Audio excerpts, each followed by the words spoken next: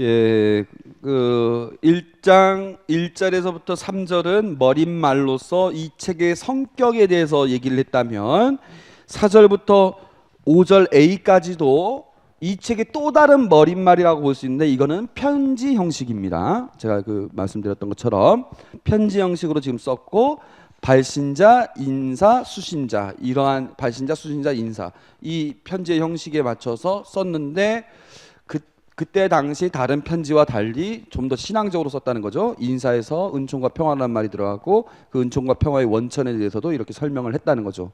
그러면 각각에 대해서 제가 설명을 드린다면은요. 성부를 지금도 계시고 전에도 계셨으며 또 앞으로 오실 분이라고 했는데 이 말은 요한 그 저자가 만든 말은 아닙니다. 그 전에도 썼던 말이고 그 전에도 썼던 말들의 가장 큰 원천은 성경 어느 구절일까요? 혹시 아시는 분?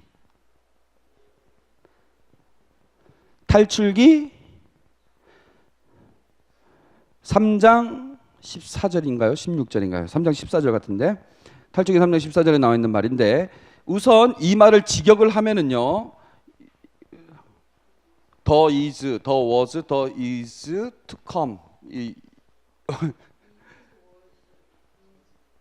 is to come 이 is to come be2 하면은 이제 올 이제 막 올 뭐 이런 오셔야 될 뭐 올 뭐 이런 뜻이죠. 그래서 아무튼 그러니까 원래 더 다음에는 뭐가 들어가야 됩니까? 형용사가 아니 더 다음에는 형용사 명사가 들어오든지 더 다음엔 ing가 들어오든지 뭐 대강 그런 식으로 돼야 될 거 아닙니까? 근데 그리스어도 비슷하거든요. 근데 직역을 하면 이런 식으로 문법적인 파괴를 한 겁니다. 다 몰라도 좋은데 아무튼 문법적인 파괴를 했다는 거예요. 결론적으로. 왜 그 하느님의 이름에 대해서 문법적인 파괴를 했을까요? 원래는 the one who is, the one who was, the one who is to come 이렇게 얘기를 해야 되는데 그게 정확한 표현인데 그거 다 생략하고 the is, the was, the is to come 이런 식으로 나왔다는 것은 문법적인 파괴거든요. 왜 이렇게 문법적인 파괴를 했을까요? 요한묵시록의 문법적인 파괴가 참 많이 있긴 한데 그 중에 대표적인 것이 이건데 왜 그랬을까요? 하느님의 신비로움. 하느님은 우리 문법 안에 갇혀 있는 분이 아니죠. 이러한 것은 이미 구약 성서에서부터 나와 있습니다. 하느님의 이름을 우리가 야훼라고 하고 우리 그 이름을 함부로 부르지 않는데 그 이름 자체가 이미 자음만 있고 모음은 없습니다. 그리고 그걸 풀어쓴 탈출기 3장 14절의 내용을 보면 그 내용 자체도 그 문법적인 파괴가 되어 있습니다. 그거를 이제 굳이 번역을 한다면 I am who I am이라고 나는 나다. 우리가 그렇게 나와 있죠.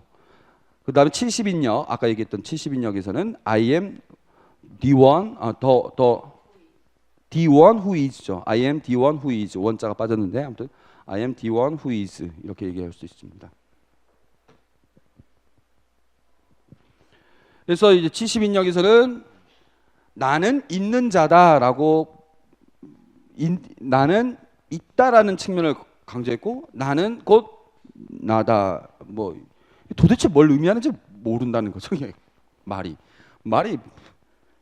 꼭 갸루상처럼 사람도 아니문이다 뭐 이런 것처럼 완전히 이게 뭔 말인지 모르죠. 근데 이제 학자들이 이 말을 전후 문맥을 따지고 성경 전체에서 따져가지고 크게 두 가지로 얘기를 할 수 있는데 여러분들도 뭐 잘 아시다시피 하나님의 영원하심, 하나님 늘 계시는 분이다. 늘 계시는 분이다라는 얘기는 과거에도 있었고 전에도 있었고 지금도 계시고 앞으로도 계시는 분이다. 이런 영원성을 말하는 것이지만 또 어떤 의미에서 하나님이 계속 계시다는 거예요. 내가 행복할 때도 계시지만 내가 힘들고 어려울 때도 계시고 아무도 내 곁에 있지 않겠다고 생각하는 그 순간에도 계시는 분이시다. 하느님은 늘 내 곁에 계시는 분이시다. 이런 의미. 하나님께서 우리를 그만큼 사랑하신다는 거죠. 그런 의미도 있습니다. 그래서 아브라함의 하느님, 이삭의 하느님, 야곱의 하느님이라고 얘기하는 거죠. 아브라함이 잘 살 때, 못 살 때, 믿을 때, 믿지 못할 때, 죄를 지을 때, 하나님을 잘 따를 때 상관없이 늘 항상 아브라함과 곁에 계셨던 하느님. 마찬가지로 이삭에게도 똑같이 그러한 모습을 보여주셨던 하느님, 야곱에게도 똑같이 그러한 모습을 보여주셨던 하느님, 이런 의미도 있습니다. 그러니까 하나님의 영원성도 강조하지만 하나님의 영원한 사랑도 강조하는 거예요. 이 내용 자체가 원래 그런 의미입니다. 그래서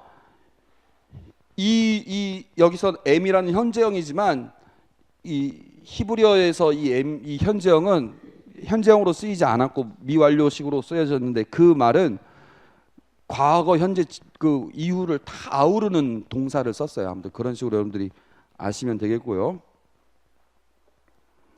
그래서 그 이후로도 이런 말들을 좀 비슷하게 썼어요. 지금도 계시고 전에도 계셨으며 앞으로도 계실 분, 이런 표현들이 많이 있었어요.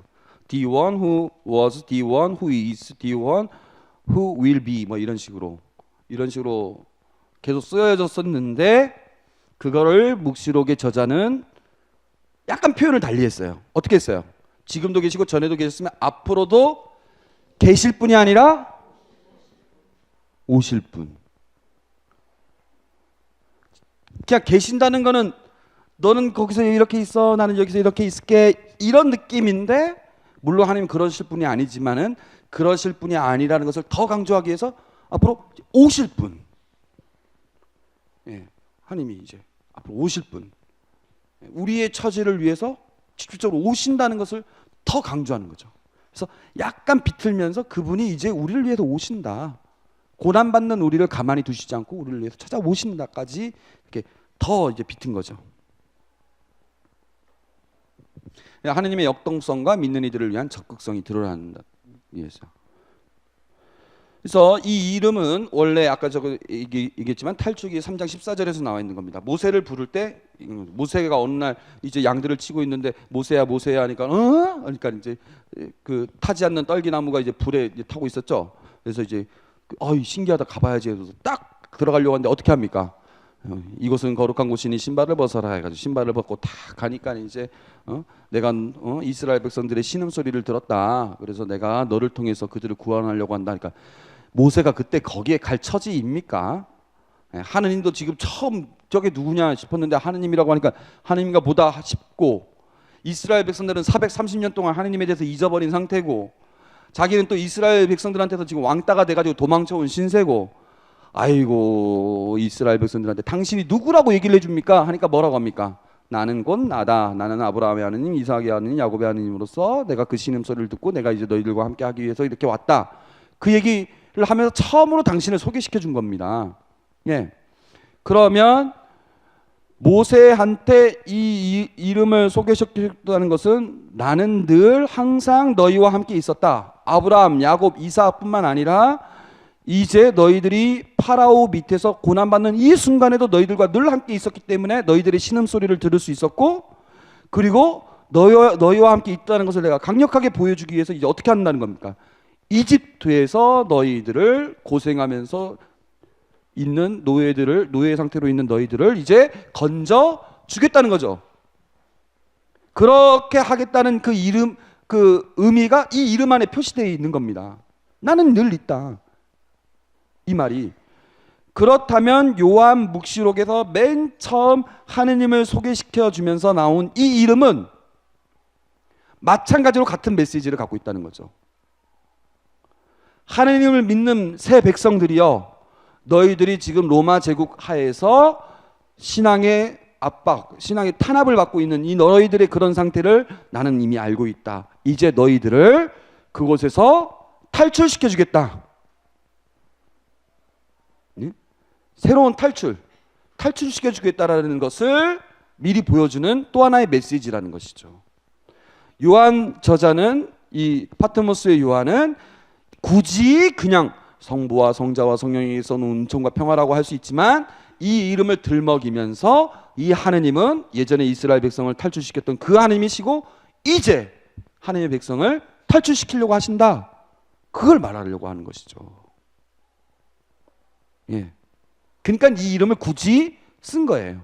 근데 그냥도 아니고 오실 분이라고 하면서 더 비틀면서 적극적으로 이제 오신다는, 그냥 쓴 표현이 아니라는 겁니다. 하느님의 이름에서 요한에게 주어진 사명, 이제 모세를 통해서 주어진 사명처럼 이제 요한은 이제 그러한 하느님의 뜻을 전하려는 그런 사명이 있다. 그래서 이 탈출이 암시된다.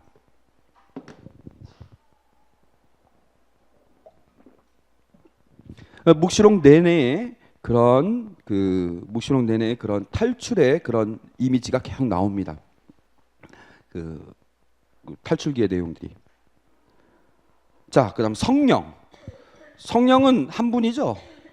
근데 7명으로 나와 있죠. 어자 4장 5절에도 이런 표현이 있습니다. 어자 앞에서는 7 횃불이 타고 있었습니다. 그것은 하느님의 7 영이십니다. 예, 나와 있어요. 그러니까 7 영이 있는데 그걸 어자 앞에서 불타는 7 횃불로 묘사하고 있습니다. 어자 앞에서 불타는 7 횃불. 보통 여러분들 예루살렘 성전 이렇게 그 그림이나 이런 거 보면은 어떻게 있어요? 촛대가 있는데 7개가 이렇게 붙어져 있는 초가 있죠. 그거를 지금 묘사하는 겁니다. 근데 그것 자체가, 그러니까 초가 이렇게 있으면 그 초가 하나에 불이면서 각각의 7개의 모습을 갖고 있는 그런 형태라고 볼 수 있는데, 이 7 영이라는 말 자체가 영이 하나 둘 셋 넷 다여 7개라는 그런 숫자적인 의미가 아니라 상징적인 의미라는 거죠. 이 영이 충만하다는 거죠. 하느님 안에서 충만한 불을 밝히고 계시는 분, 그런 의미라고 볼 수 있습니다. 그 다음에 3장 1절에도 비슷한 표현이 있습니다. 하느님의 7 영과 7 별을 가진 이가 말한다. 이거는 이제 예수님이 하느님의 7 영과 7 별을 가졌다, 이렇게 나와 있어요.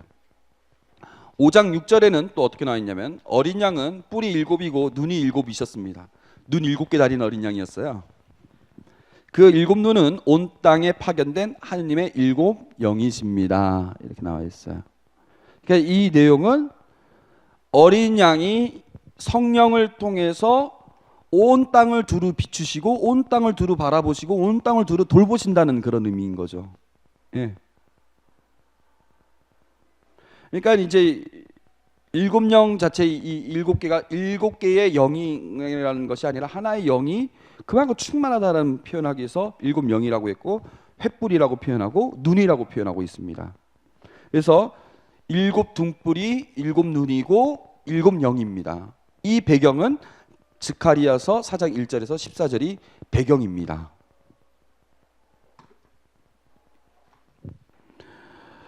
스가랴서를 잠깐 보면은요, 나와 이야기하던 천사가 돌아와 사람을 잠에서 깨우듯 나를 깨웠다. 그가 나에게 무엇이 보이느냐? 그러니까 이제 그 스가랴에게 환시가 내려진 거죠. 천사가 무엇이 보이느냐? 온통 금으로 된 등잔대가 보입니다. 등잔대 머리에는 7 그릇이 있고 그 그릇에는 등잔이 7개 있습니다. 그 머리에 등잔 부리가 7개 있는 것입니다. 등잔대 곁에는 올리브 나무가 2 그루 있는데 하나는 기름 그릇 오른쪽에 있고 다른 하나는 왼쪽에 있습니다. 나는 나와 이야기하던 그 천사에게 물었다. 날이 이것들은 무엇입니까? 나와 이야기하던 천사가 나에게 너는 이것들이 무엇을 뜻하는지 모르느냐? 나는 날이 모릅니다 하고 대답하였다. 그가 나에게 말하였다. 이것은 주룹바벨을 두고 주님의 말씀이다 하신 주님의 말씀이다. 권력으로도 힘으로도 되지 않고 나의 영으로만 될 수 있다. 권력으로도 힘으로도 되지 않고 나의 영으로만 될 수 있다. 그러니까 주룹바벨이 누굽니까?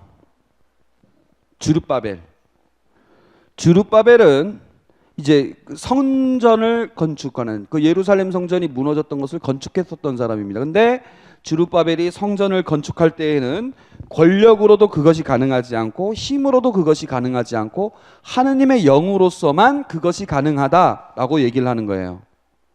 근데 하느님의 영으로서 가능하다는 걸 말하기 위해서 뭐라고 하느냐는 7개의 등잔이 있고 그 위에 7개의 등불이 있다는 거예요. 등잔불이. 그게 바로 하느님의 영이다. 그러니까 이제 그 모습은 이제 성전에서 불타고 오르고 있는 그 모습이죠. 근데 그 모습은 하느님의 영이다.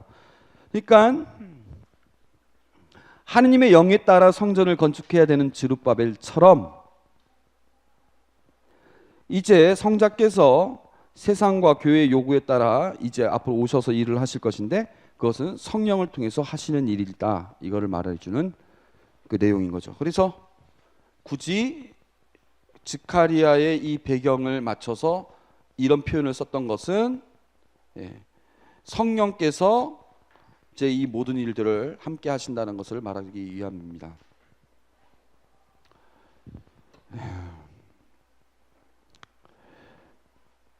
성자가 없네. 성자로 넘어가겠습니다. 이거 다 설명하려면 너무 그러니까요. 성자는 나와 있죠. 성실한 증인이고 죽은 이들의 맞이이시며 세상 임금들의 지배자. 성실한 증인, 죽은 이들의 맞이, 세상 임금들의 지배자. 그냥 넘어가고요. 설명 필요하긴 하지만 넘어가도 될 것 같고요. 어려운 거 아니니까. 그래서 지금까지 우리가 본 게 머릿말, 표제와 그 제목의 성격, 행복선언. 나와 있죠. 그래서 이 묵시문학이면서 동시에 예언문학이면서 동시에 서간문학이다. 이 세 가지. 그래서 세관 형식의 인사. 일뿐만 아니라 요한 묵시록은 또한 전례문이기도 합니다. 전례문. 그래서 딱 끝나면 영광송이 나옵니다. 영광송이라고 했을 때는 우리가 영광이 성부와 성자 성령께 처음과 같이 이제 항상 영원히 아멘이라고도 하지만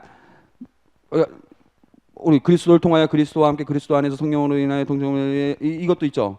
그것도 영광송이라고 우리가 하거든요. 그러니까 이제 함께 영광을 드리는 걸 우리가 독설러지 영광송이라고 하는데 그런 형태가 나옵니다. 어떻게 나오느냐? 우리를 사랑하시어 당신 피로 우리를 죄에서 풀어주셨고 우리가 한 나라를 이루어 당신의 아버지 하느님을 섬기는 사기자가 되게 하신 그분께 영광과 권능이 영원 무궁하기를 빕니다.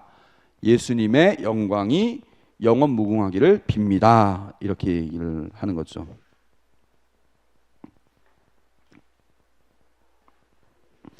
그 다음에 7절부터 8절은 하느님의 신탁, 역사의 참 주관자가 누군지를 밝히는 내용입니다. 그래서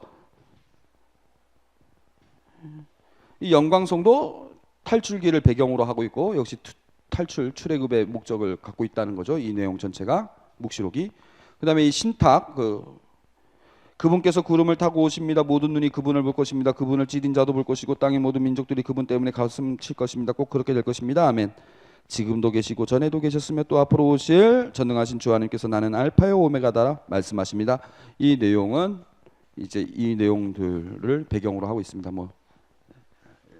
일일이 설명하면은 헷갈리니까 이 정도로만 해서 넘어가겠습니다. 이렇게 해서 1장부터 8장까지의 서두가 끝났고 드디어 예수님께서 요한에게 나타난 얘기가 나옵니다. 지금까지 한 내용 중에 질문 있습니까? 없습니다. 넘어가겠습니다. 1장 9절부터 보시면은요, 자기소개와 환시의 배경이 나옵니다.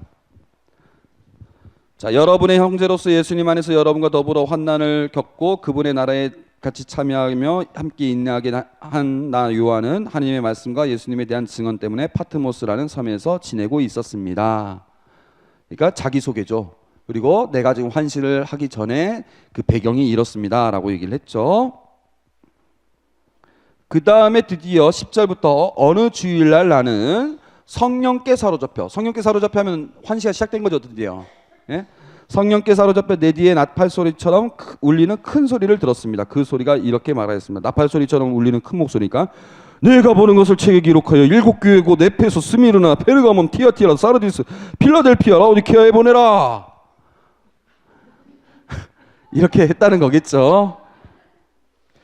이거는 아직 환시는 환시지만 비디오가 아니라 뭡니까?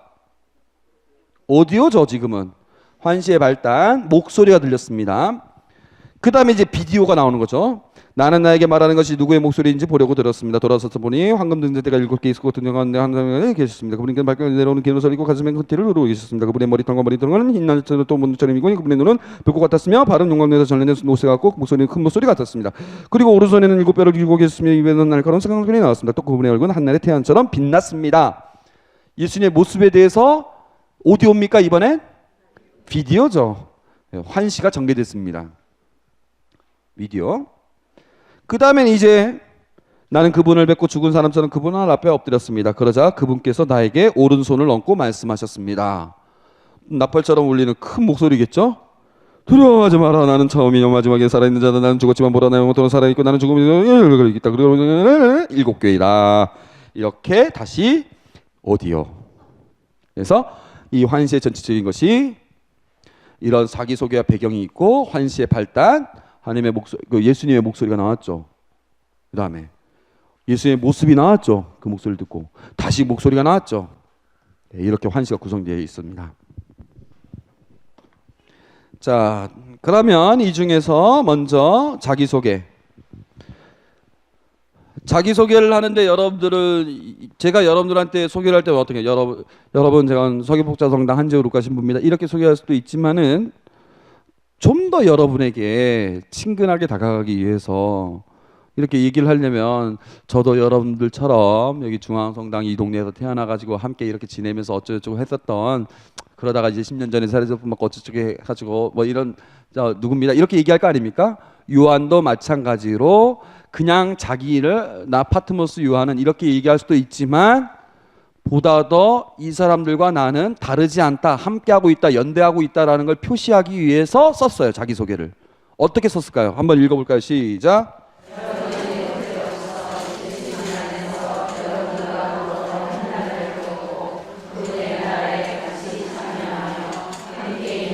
나 요한까지. 그게 자기소개라는 거죠. 그러니까 이 사람들과 나는 다르지 않다. 수신인과 동질감을 나타내는 것이죠.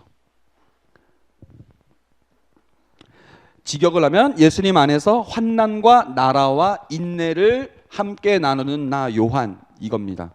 여기서는 환난을 같이 겪고 같이 나라에 참여하고 인내를 함께하는 이런 식으로 나와 있지만 직역을 하면 환난과 나라와 인내를 동참하는. 그러니까 그냥 환난과 인내를 동참하는 이러면 되는데 중간에 또 나라가 꼈어요. 예, 말마디상 그렇죠. 예. 환난과 나라를 동참하는 이상하죠. 나라와 인내를 동참하면 이상하죠. 환난과 인내를 동참하는 이래야 맞죠. 아니면 나라를 동참하는 나라를 함께 나누는 이래야 맞는데 환난과 나라와 인내를 동참하는 하면서 나라를 굳이 집어넣은 이유는 환난에 대해 인내를 하는 것이 하나님 나라에 참여하는 것이라는 것을 드러내기 위해서 이런 말을 썼다는 거죠. 이거를 알고 있기 때문에 의역을 한 겁니다. 임승필 신부님께서. 파트모스의 섬에 간 계기는 뭐라고 나와 있습니까? 예수님에 대한 증언 때문에, 하나님의 말씀과 예수님에 대한 증언 때문에, 그러니까 신앙 때문에 아마 유배였을 거라고 보는 것이죠. 그래서 여기가 파트모스라고 그랬습니다. 이 섬, 파트모스 섬입니다. 예쁘죠? 활처럼 되어 있대요. 이렇게 활처럼 되어 있는 섬이라고 합니다. 그리고 요 위에가 이제 요새가 있는 곳이고, 여기가 이제 그 파트모스의 요한이 머물던 동굴입니다. 그 동굴 위에 성전을 지은 거죠. 성당을. 이제 동방교회겠죠. 그 다음에 이게 그 동굴 안이라고 전해지고 있습니다. 여기서 계시를 받아서 쓴 건지 아니면 다른 데서 계시를 받고 여기서 정리해서 쓴 건지 뭐 그거는 몰라요. 학자들 이거 갖고도 많이 싸우는데 뭐 별로 중요한 것 같지는 않고. 그래서 1장 9절은 자기소개를 했고 환시의 배경에 대해서 얘기를 했고 드디어 환시의 발단 목소리가 나오죠. 성령께 사로잡혀 환시가 시작될 때마다 나오는 표현이죠. 4장 2절에도 나오고 17장 3절, 21장 10절 각각 중요한 자리입니다. 4장 2절부터는 심판이 시작되고 17장에는 결정적인 심판, 21장에는 결정적인 구원이 나오는 그런 환시죠.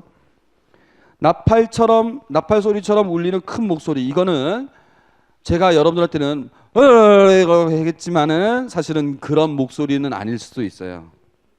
그냥 내가 보는 것을 책에 기록하여 뭐 이런 식으로 느끼한 목소리일 수도 있지만 요한은 그걸 굳이 나팔 소리라고 했던 것은 이것도 상징적인 뜻이 있는 것이죠. 나팔 소리라고 하는 것은 왕이 나타났을 때 빰빠밤 왕이 나타났다 이렇게 할 때도 있고 탈출기 19장 16절은 시나이 산에서 하느님을 처음 드러날 때 이제 그 모습이거든요. 그때 막 나팔 소리가 막 울리는 식으로 이제 묘사가 되어 있습니다. 그러니까 이 소리는 곧 뭐냐? 나팔 소리처럼 울리는 큰 목소리라고 했던 거는 나팔 소리처럼 울리는 큰 목소리가 들리면은 이 배경을 아는 사람은 어떻게 하겠습니까? 왕이 나타났구나. 하느님이 나타났구나. 이렇게 생각할 거 아닙니까?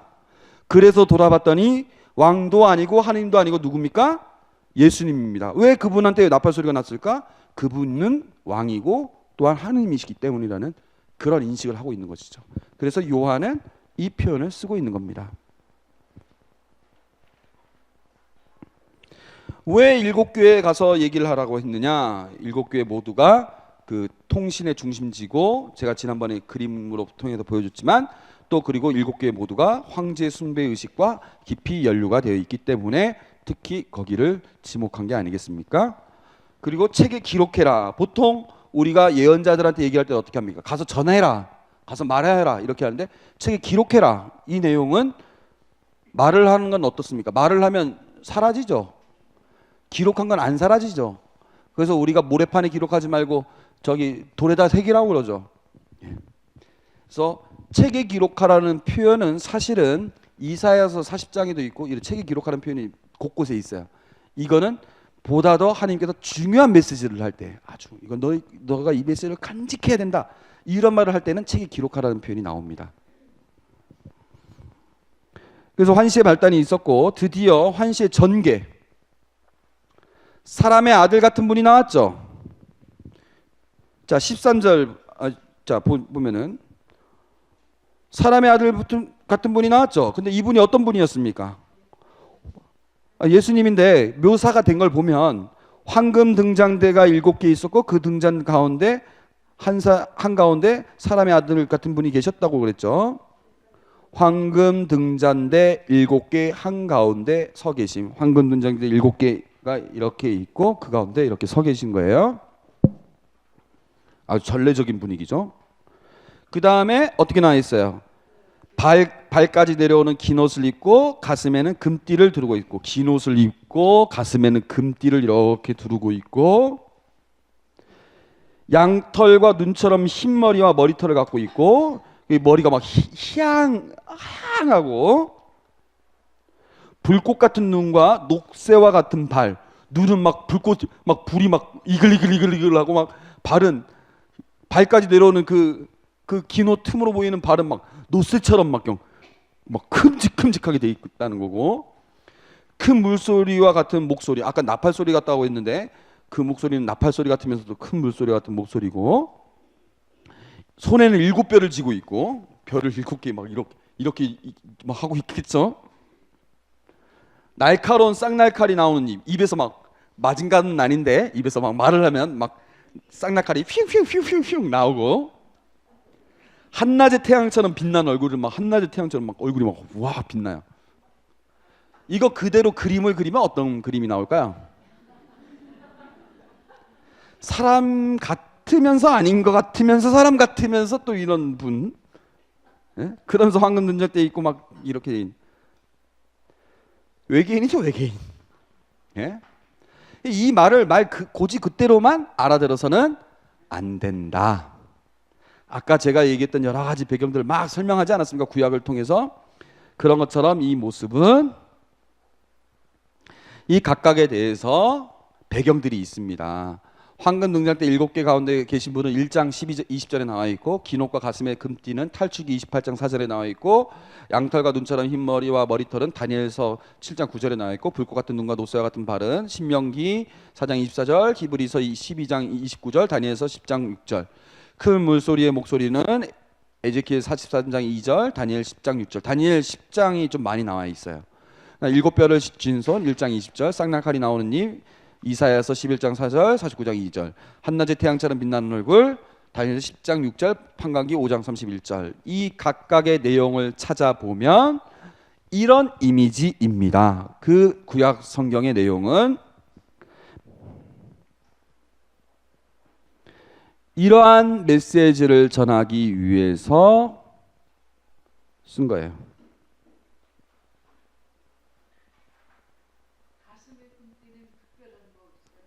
자, 이제부터 하나씩 보도록 하겠습니다. 자, 우선 황금 등잔대 7개 한가운데 계신 분하고 7뼈를 쥔 손은 1장 20절에 나와 있으니까 1장 20절에서 살펴보기로 하고, 나머지 구약 성경에 나와 있는 걸 먼저 보면, 사람의 아들 같은 분, 이거는 이 중에 어느 걸 나타내는 걸까요? 여러분 찍어보세요. 예? 1, 2, 3, 4, 5, 6번 중에 골라. 사제적 인물?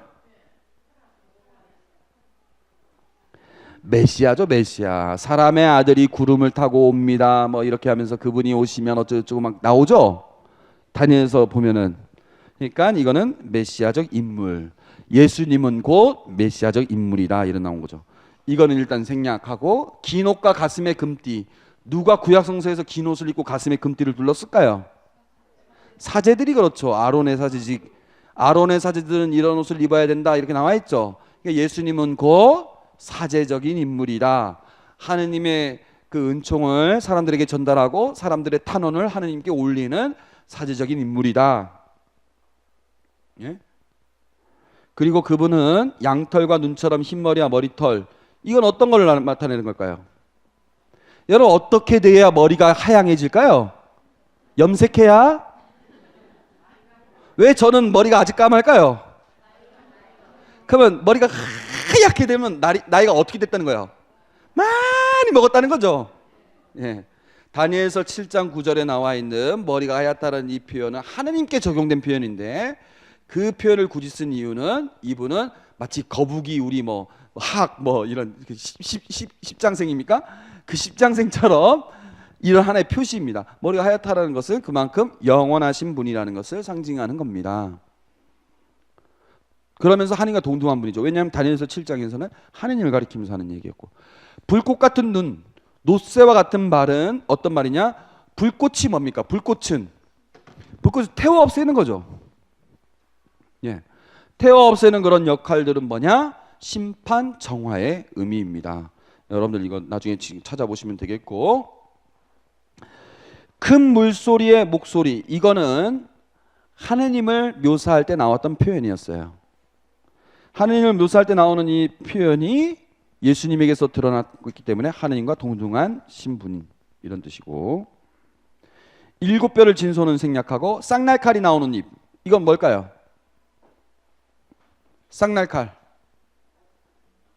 예, 말씀이, 하느님의 말씀이 쌍날칼보다 뭐 이것도 있는데, 그것 또한 구약적 배경입니다. 이게 뭡니까? 쌍날칼이 나오면 쌍날칼로 뭡니까? 칠 건 치고, 예? 가지치기 하듯이 칠 건 치고, 도려낼 건 도려내고, 베어낼 건 베어내고, 뭡니까? 심판, 정화, 우리 안에서 불필요한 것들을 제거해 주신다는 거죠. 예. 한낮의 태양처럼 빛나는 얼굴, 한낮의 태양처럼 빛나는 얼굴은, 이거는 하느님의 묘사이기도 하면서 동시에 하느님의 전사, 판관기에 보면은 하느님의 전사가 한낮의 태양처럼 얼굴이 빛났다, 이런. 그러니까 예수님이 이러한 분이시다, 예수님의 각각의 면모를 구약을 통해서 상징적으로 드러낸 것이지, 이것을 우리가 그냥 있는 그대로 알아들어서는 안 된다. 예수님이 그렇게 진짜 예수님이 그렇게 생겼으면 얼마나 이상하겠습니까? 우리 까테나 바칠 때도 먼 동이 뒤에 나타나고 달같이 아름답고 호야같이 빛나며 진일 친군대처럼 두려운 쟤는 누구실까? 예수, 이렇게 성모님이 먼 동이 뒤에 나타나고, 먼 동이 뒤에 나타나, 먼 동이 뒤에 나타나 달같이 아름답고, 달은 이렇게 생겼으니까 이렇게 아니면 이렇게 보름달처럼 아름답거나, 네? 그러면서 또 해야같이 빛나고 진일 친군대처럼 두려운 쟤, 이거 다 상징적인 표현이죠.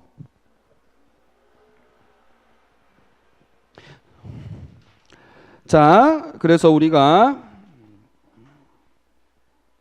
예수님의 목소리를 들었고, 그분의 모습은 하느님과 같으신 분 같고, 메시아적 같은 분이시고, 사제의 모습을 갖고 있고, 하느님의 전사이면서 뭐 이렇다는 겁니다. 예? 내가 알고 있는 예수님이 이런 분이셨구나 라는 것을 환시를 통해서 새삼 깨달은 거죠, 요한은. 그리고 환시의 결론, 목소리. 나는 그분을 뵙고 죽은 사람처럼 그분 발 앞에 엎드렸습니다. 그러자 그분께서 나에게 오른손을 얹고 말씀하셨습니다. 여러분, 발 앞에 엎드리는 이 모습은요, 두려움은 거룩한 존재 앞에서 느껴지는 자연스러운 감정입니다.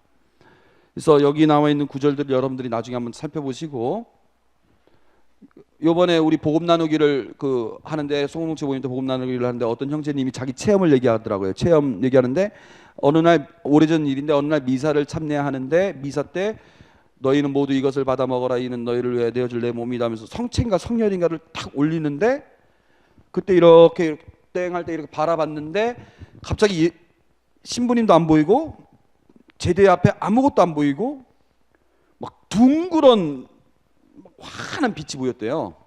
갑자기. 그래가지고 어휴 이랬는데 나중에 다시 보니까 이렇게 딱 사라지고 다시 신부님이 보이고 성작이 보이고 막 이렇게 했다는데, 그때 잠깐 본 그때 그분이 딱 보고 어떻게 했을까요? 자기도 모르게 고개를 숙였다는 거예요. 자연스러운 감정 아닙니까? 거룩한 존재 앞에서 드러나는. 그래서 탈출기 20장 19절에 보면은 하느님을 보면 어떻게 된다고 했습니까? 죽는다고 나와 있습니다. 예. 참치기 32장 31절에도 보면은 아이고 내가 이제 하느님을 봤으니까 나 이제 저기 죽을 뻔했구나 뭐 이런 표현들이 뭐 있고. 그래서 거룩한 존재 앞에서 이 작은 내 자신이 정말 자꾸 부족하다는 것을 느껴지기 때문에 당연히 발 앞에 엎드리는데, 오른손을 그 위에 탁 얹어줬다는 것은 이제 힘을 주고 하나님의 말씀을 듣도록 준비시킨다는 것이죠. 그리고 뭐라고 나오냐면은 자 두려워하지 마라. 나는 처음이고 마지막이고 살아있는 자다. 나는 죽었지만 보라 영원 무궁토록 살아있다. 나는 죽음과 저승의 열쇠를 쥐고 있다. 그리고 이제 기록해라. 여기 나와 있죠. 중요한 건 기록해라 이건데, 나는 어떤 분이냐면 처음이고 마지막이고 영원 무궁토록 살아있다 이렇게 나와 있습니다. 이 표현을 잘 볼 필요가 있습니다. 자, 묵시록 전체 구조가 이렇게 생겼죠. 우리는 공부했기 때문에 대충 알죠. 예? 서두, 마지막, 그 다음에 네 번의 환시. 지금 그 중에 한 부분인데, 자, 이거 우리가 아까 본 부분입니다. 제가 얼른 넘어가기도 했지만 지금도 계시고 전에도 계셨으며 또 앞으로 오실 전능하신 주 하나님께서 나는 알파요 오메가다. 알파는 뭡니까? 예, 오메가는 끝. 알파벳의 앞부분과 뒷부분이죠. 하나님께서 알파요 오메가다 하고 말씀하셨어요. 1장 7절에서 8절. 인사말 끄트머리에 하느님께서 나는 시작이요 마침이다라고 표현하셨습니다. 예. 그 다음에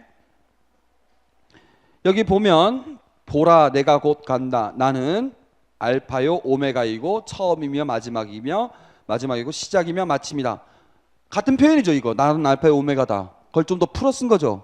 이게 어디 나왔냐면 22장 12절에서 13절 곧 맺은 말 끄트머리에 나와 있습니다.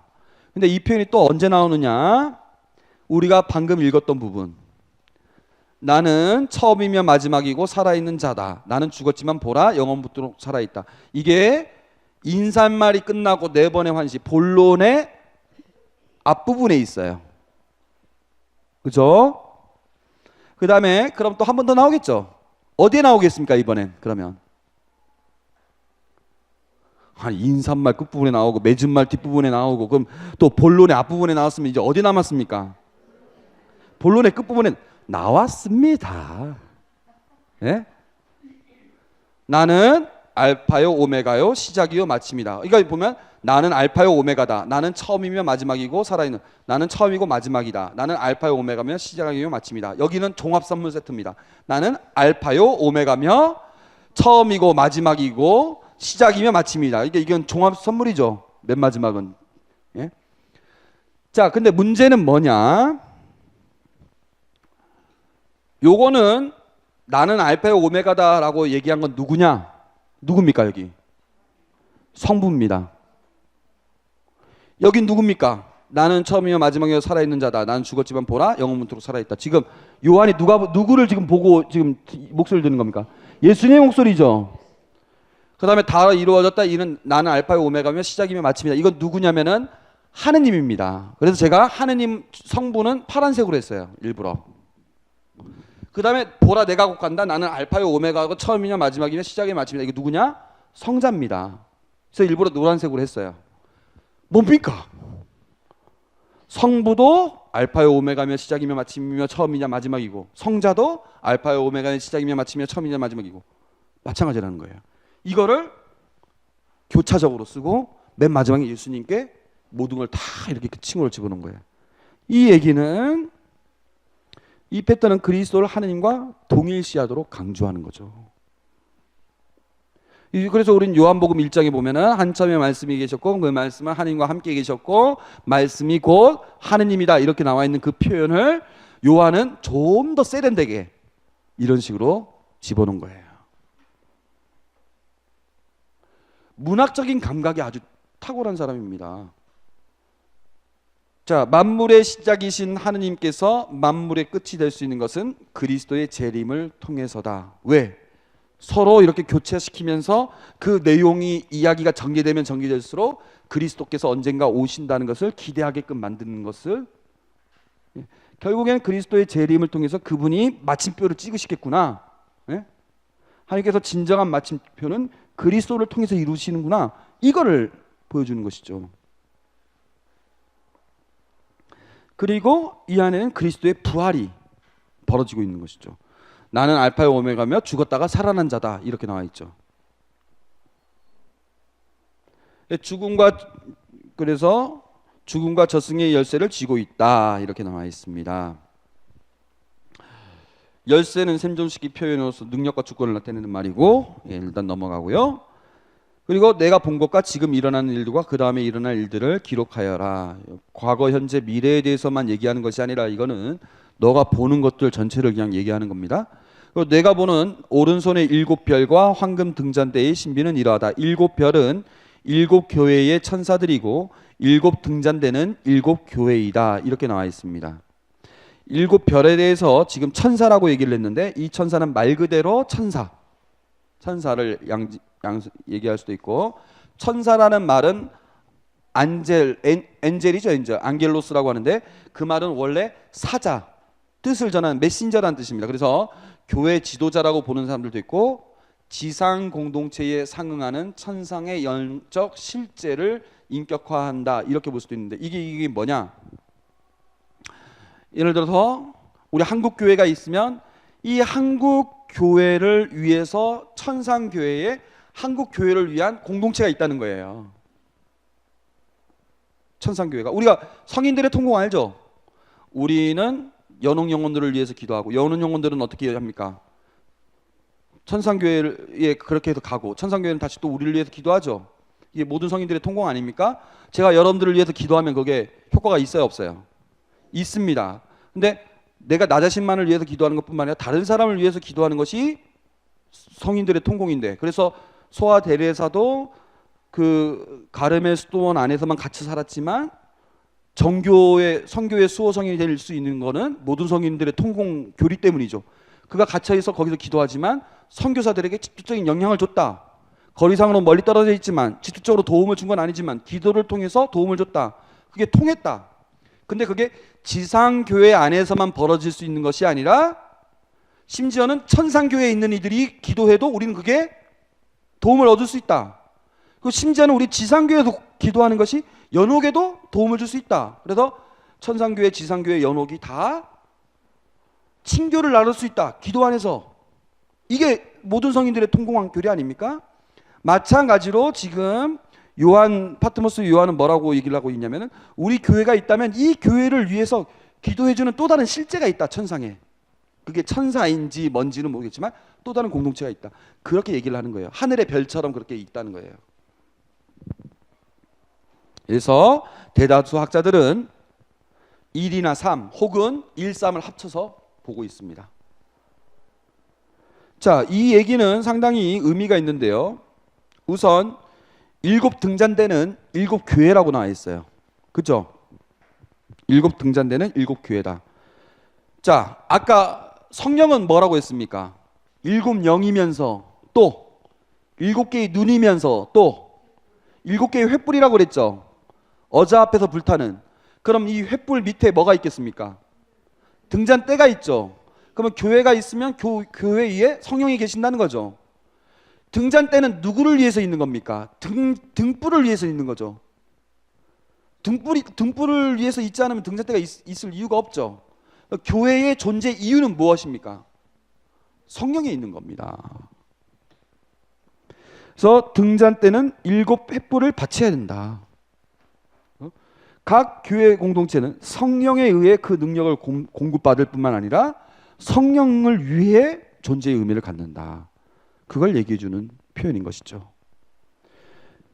그리고 일곱 별과 일곱 등잔대가 함께 나온 것은 천상교회와 지상교회의 밀접한 관계, 지상교회의 천상적인 차원을 잘 드러내준다. 지상교회는 이 자리로만 머물러 있는 것이 아니라 항상 천상교회와 연결되어 있고 천상교회가 끌어주고 있다. 그거를 항상 깨달아라. 나의 천상적인 차원들. 제가 이렇게나 하니까 누가 봐도 신부님인 줄 알지. 제가 이렇게 안 하고 추리닝 입고 모자 눌러 쓰고 막 그렇게 돌아다니면 저 신부님인 줄 알까요? 잘 모르죠? 아이고 신부님이라 수가 나 청년인지 나온 줄 알아 수게. 나만 그런 얘기 듣는 게 아니라 뭐 젊은 신부님들 다 돌아다니면 다 그런 얘기 들어요. 추리닝 입고 이렇게 돌아다니면. 그러면서도 내 신원의 본질은 사제라는 사실을 난 이걸 통해서 드러내는 하나의 표시인 것이죠. 예? 그러면 내가 추리닝 입고 모자 눌렀으면 나는 신부가 아닙니까? 그래도 신부죠. 교회도 마찬가지다. 교회가 지금은 당장 하느님을 믿고 따르면서 어려움도 겪고 있고 위협을 받고 있고 나약하고 부족하고 가난하고 보잘것없고 힘들어하고 있지만 영 교회답게 정말 거룩하고 품위 있고 이런 모습을 지금 보일 수는 없는 그런 상황이지만 너무나 비참한 심정이지만 그러나 너희들의 실존은 그렇다고 하더라도 천상교회에 있다. 추리닝을 입고 있더라도 사제는 사제다. 인 것처럼 너희들이 지금 너희들이 꿈꾸는 그런 교회의 모습을 갖고 있지 않아도 너희들의 본질은 바로 천상교회에 있다. 그걸 나타내기 위해서 일종의 로만 칼라처럼 일곱 별을 얘기하고 있고 일곱 등잔대를 얘기하고 있는 것이죠.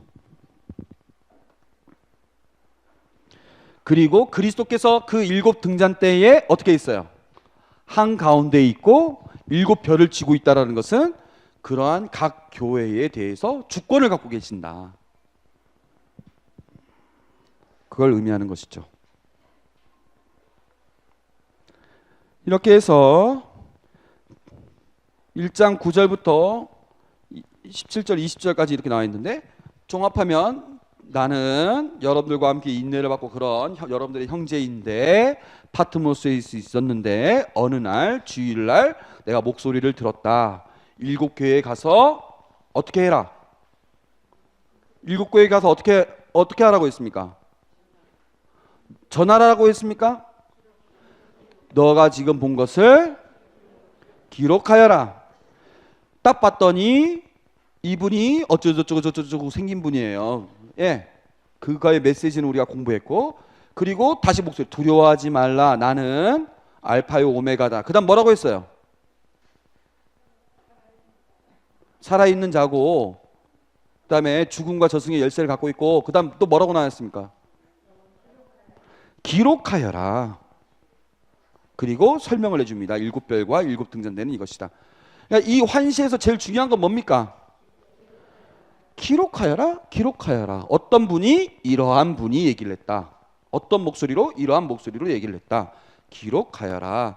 그래서 나는 파트모스에서 어느 주일날 받은 그 명령에 따라서 이제 기록을 시작하겠다 라고 포문을 열고 그 시작은 어디서부터 시작되는 겁니까? 자, 전체 서두 아까 제가 얘기했습니다. 그래서 이 책은 이러이러한 책입니다. 계시의 책입니다. 축복의 책입니다. 그렇게 얘기를 했죠. 그리고 이제 저는 여러분들에게 편지를 씁니다. 이 편지를 통해서 은총과 평화가 여러분들에게 올 건데 그 은총과 평화는 삼위일체적인 은총과 평화고 그 내용은 이런 겁니다. 내가 환시를 받아서 하나님 예수님께서 기록하라고 한 이겁니다 라고 얘기를 하고 있는 거죠. 그 다음에 시작되는 게 뭐냐? 7개의 메시지입니다. 오늘 2, 3장까지 보려고 했어요.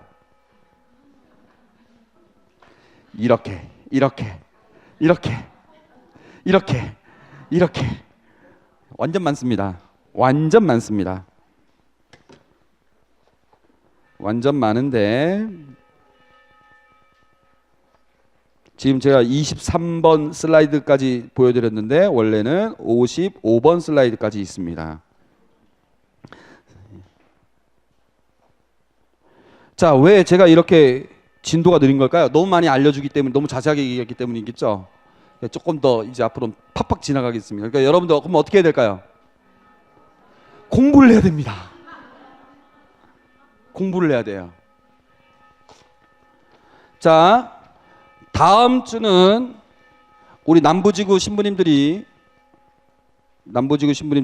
다음 주에는 우리가 저기 성지순례를 갑니다. 그래서 이제 다음 주는 쉬고 10월 2일 날이 되겠죠? 그 다음 주가 네, 10월 2일 날 뵙도록 하겠습니다. 그때 2, 3장 원래는 그때가 이제 진도가 4, 5장까지 보는 게 진도였거든요. 그래서 최대한 4, 5장까지 가려고 하겠지만 아마 불가능할 것 같습니다. 그래도 4, 5장까지 여러분들이 읽어보시기 바랍니다. 2, 3장을 공부하실 때는 요 뒷면에 유인물을 보시되 제가 여기에 지금 잘못 쓴 것들도 있어요. 그래서 제가 지금 잘못 쓴 것도 있으니까 여러분들 한번 혹시라도 고쳐보실 거 있으면 고쳐보시고 이거에 근거해서 맞춰서 읽어보시면 되겠습니다. 질문 있습니까? 예. 다시 한번 말씀드리지만 신천지 교회에 빠지지 마십시오. 예, 수고하셨습니다.